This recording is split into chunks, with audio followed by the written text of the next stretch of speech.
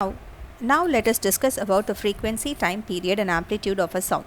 Oscillatory motion. When an object travels in a to and fro motion, that is when an object vibrates, it is said to have an oscillatory motion. And what is oscillation? An oscillation is said to be the movement of one object from one point to the another point in a periodic time. One oscillation is said to be the movement between two endpoints or extreme points of the motion of the object. So the to and fro motion within a periodic time can be called as an oscillation. Coming to frequency, the number of oscillation an object takes per second is called its frequency, and the SI unit of frequency is hertz. So 1 hertz is equal to 1 oscillation per second. So 20 hertz is equal to 20 oscillation per second. Coming to time period, the time taken for one complete oscillation in a sound wave is called time period of the sound wave. And coming to amplitude, the number of molecules that a sound wave displaces from the mean position creates the amplitude of the sound wave. The amplitude of a sound wave can be defined as the maximum displacement of the particle from their mean position to the vibrations.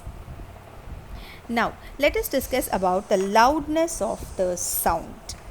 The loudness of sound depends upon the amplitude of the sound. The higher the amplitude, the higher is the displacement of particles and the higher is the loudness of sound. The loudness of sound is directly proportional to the square of its amplitude.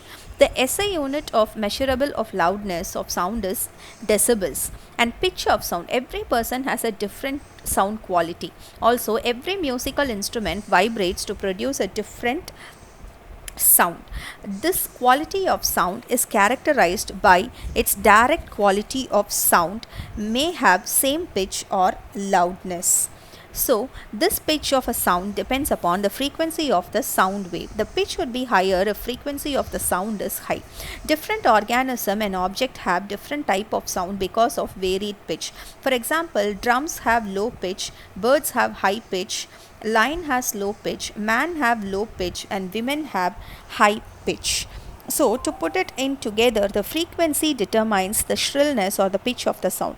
If the frequency of vibration is higher, we say that the sound is shrill and has a higher pitch. If the frequency of vibration is low, we say that the sound has lower pitch. For example, drum vibrates with low frequency, therefore they produce very low pitched sound. On other hand, a whistle has a high frequency and therefore they produce a sound of higher pitch. A bird may make a high pitched sound whereas a lion makes low pitched roar.